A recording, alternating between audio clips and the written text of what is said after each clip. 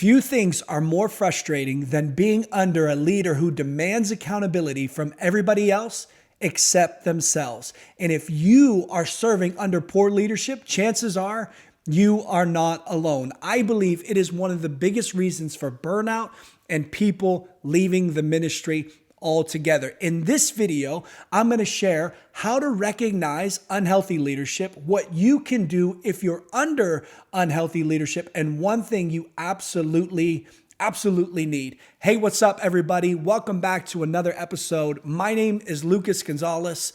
I'm a pastor. I've been in ministry for over 15 years, and I've got to tell you, I've had seasons of ministry where I have been under incredible leadership, and those seasons under good, healthy leadership can be absolutely fruitful and amazing. But on the other side, I've had seasons of ministry where I've been under unhealthy leadership, and those seasons can be extremely challenging and extremely difficult. So today we are talking about unhealthy leadership. Here we go. In high school, my senior year, I was getting ready to graduate and I had a decision to make.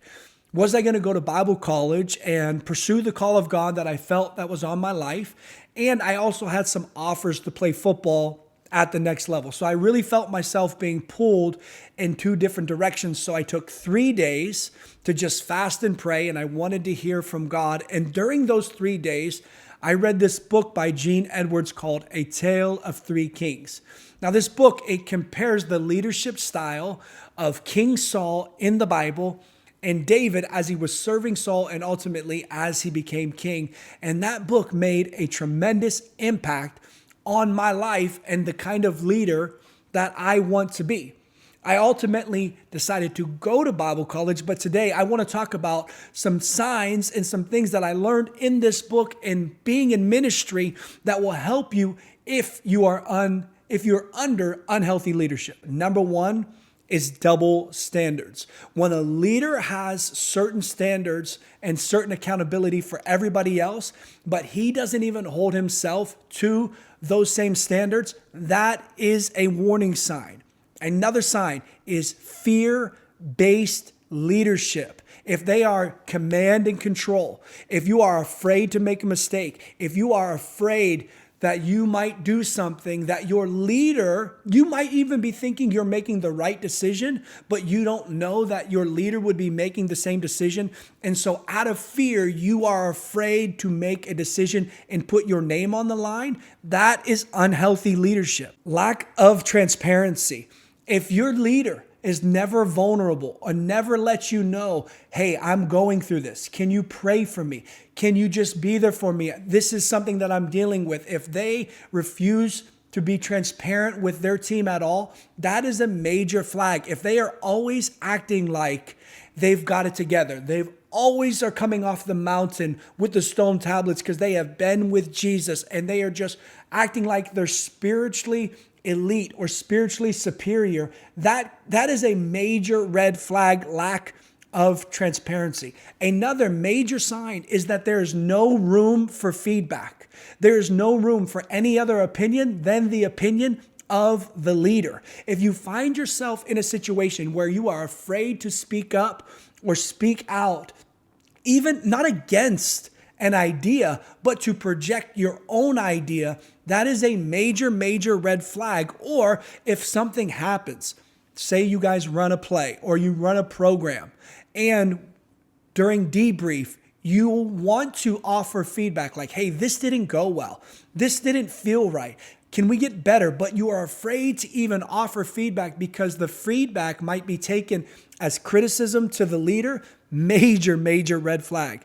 How about this one? Spiritual manipulation. If people are using the Bible to manipulate you, that is witchcraft. Okay? So anytime a leader uses the Bible to get you to make a decision that benefits them, that is spiritual manipulation. And the last one that I will tell you that is such a big deal, if your leader cannot apologize, if you have a leader that can never come to the team and say, guys, I'm sorry. I was wrong. I apologize. I need to get better. If you don't hear any humility out of your leader and they never show signs of any kind of humility, that is a major, major red flag that you are under unhealthy leadership, or you are in a toxic leadership environment. So what do you do?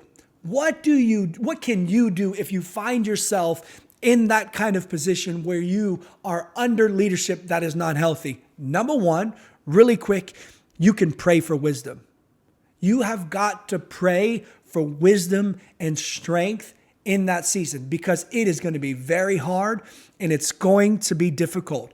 Number two, you need to seek counsel. Don't talk to everybody.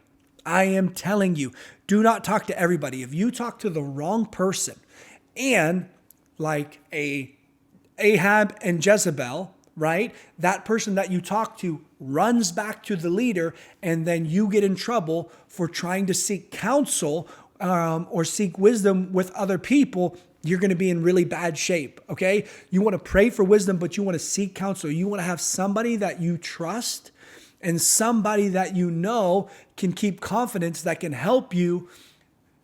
When you're in these situations, it can feel like everything is a blur. Everything is a smokescreen, like you're in a windstorm. You can't really see clearly. You need somebody from maybe the outside, or somebody that you know and that you trust, that you can talk to, that can help you sort out all your thoughts and everything that you're going through. Number three, you need to have some boundaries.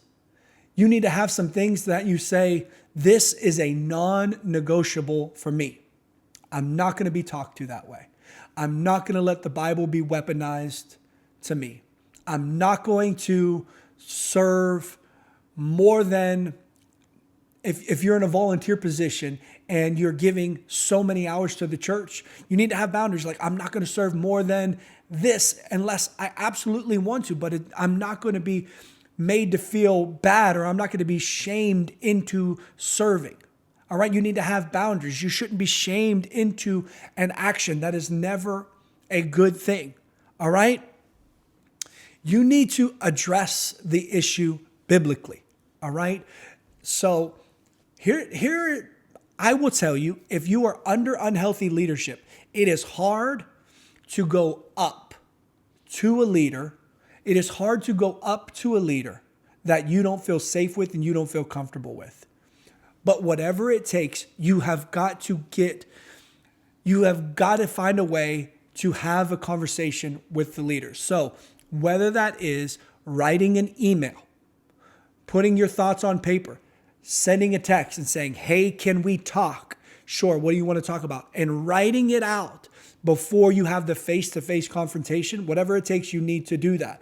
Listen, it may not always be pretty, and you may be able to look back and say, oh, I should have handled that better, or I could have handled that differently. What is most important is that it gets handled. So if you have to go talk to an elder in the church that you trust, and they take the conversation to the leader with you, maybe you didn't follow Matthew 18 perfectly, but at least you are having the tough conversations. All right? At least you are getting it out there and getting it in the open. And then ultimately, you've got to know your personal value. You've got to know your individual worth. And this is the last one. You've got to know when it's time to go. You've got to know when it's time to leave. Remember when I talked about don't let people manipulate you. Don't let being in an unhealthy spiritual environment manipulate you and use the Bible against you. You've got to know when it's time to leave, because if you're in an unhealthy environment, you will feel like, hey, it's time to go. I need to get out of here. But then you will be, the scriptures will be manipulated against you to cause you to stay longer than you should have stayed. All right? Just let that sink in. You got to know when it's time to leave. You got to know your worth, and you've got to know your value. For me, I'm going to just tell you, for me, I went and I talked to a counselor. I went and had therapy, right? And I said, this is what I'm going through. Am I crazy? This is what I want to do. These are the actions I want to take. I want to get out of here. Am I crazy? Because I felt like I was going insane being under unhealthy leadership. And it took somebody, a professional that I had to pay from the outside to say, you're not unhealthy. That environment and that situation is unhealthy. You need to get out of there, right? And so if you're under unhealthy leadership, you've got to pray for wisdom. You've got to set these boundaries. You've got to seek counsel. You've got to address it biblically, but ultimately you've got to know when it's time to go. If you find yourself in a position of leadership and you've been under unhealthy leadership and you don't want to be that kind of leader, how can you make sure I don't become the kind of leader that I was under? In the book of A Tale of Three Kings, David makes this powerful statement. He was like, I will not throw spears. I will not become like Saul.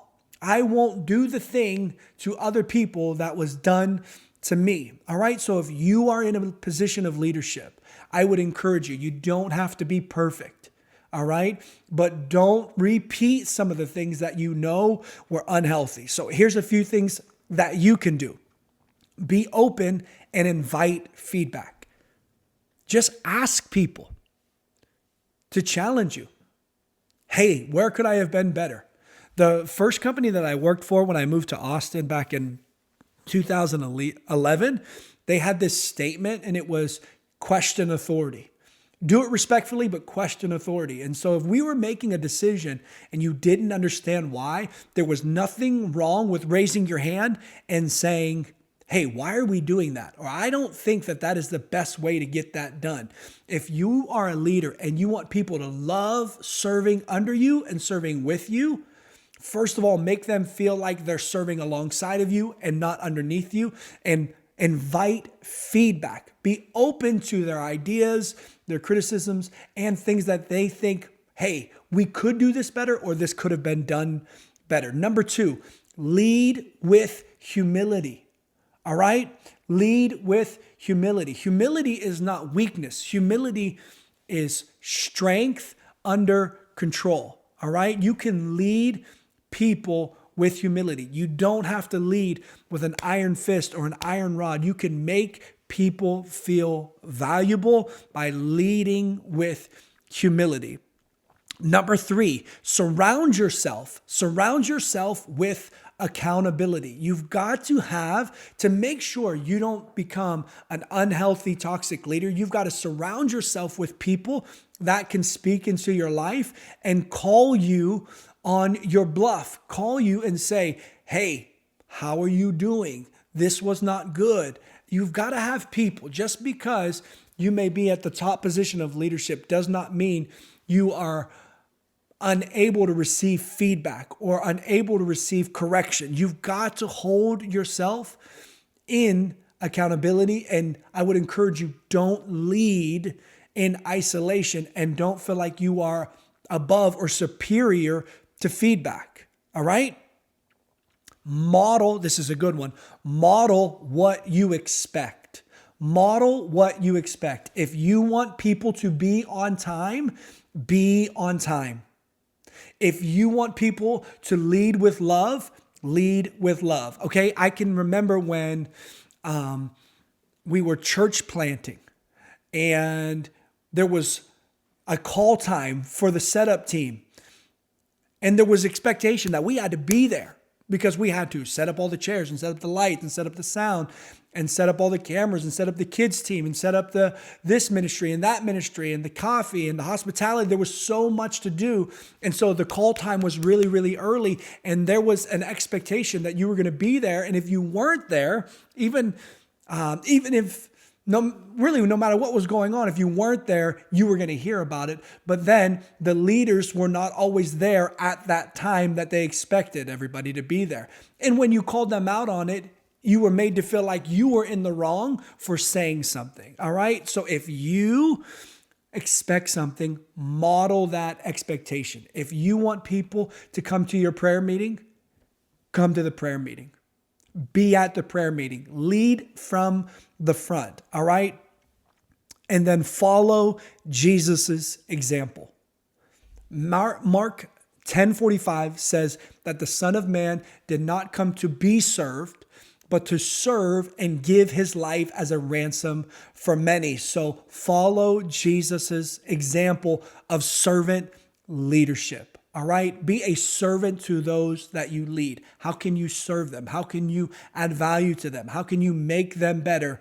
All right. And then as a team, how can we accomplish this goal that we all know is important? Because when you are a healthy leader and your team loves to serve you, that is really a sweet spot and a season where there's going to be so much fruit and so much joy when you look back at that time. I would encourage you to be the kind of leader to others that you wish that you had, and lead with health, and don't repeat and model some of the things that were unhealthy. Here's one thing, all right, you absolutely need, no matter what position you find yourself in. If you're under unhealthy leadership, or if you are the leader over other people's, one thing you absolutely need is courage. You need the courage and the boldness to be who God has called you to be and do what God has called you to do. If you're under unhealthy leadership, you're going to need courage to speak out. You're going to need courage to confront. You're going to need courage to say this is wrong. And you are going to need courage to know when it's time to leave. It will not work if you don't have the courage to do it. All right. So you have to pray for that courage. And then if you are the leader and there are people underneath you, you need courage.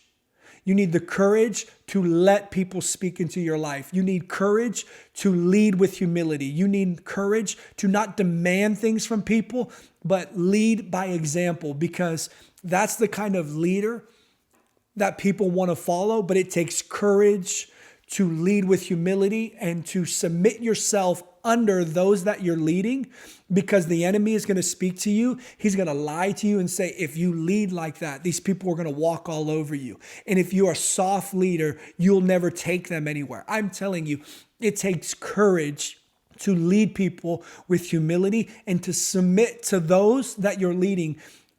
It takes courage and humility to do that, but the enemy will lie to you and tell you and make you believe that is not an effective way to lead people. And I am telling you, the kind of leader that people love to serve is one that has the courage to submit to those that he's serving and lead with them, right? Lead with them from the front and not be pushing them or demanding them from the back. So my encouragement to you, no matter where you're at, if you're in an unhealthy environment, have the courage to do what God is calling you to do. Or if you are in a leader in a situation, have the courage to lead the way God has called you to lead. Hey, that's it for today. I hope this video was a blessing. I love to hear from you. Here's some feedback from you in the comments. Don't forget to like and subscribe. Thanks for being here. Until next time, live dedicated.